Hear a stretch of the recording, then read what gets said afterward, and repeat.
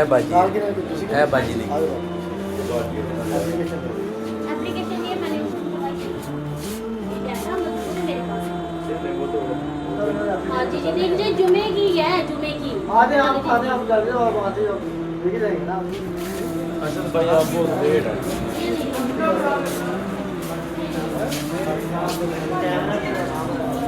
बाजी पीछे है नहीं एक ही कहता वैसे ही लाया था कि मैं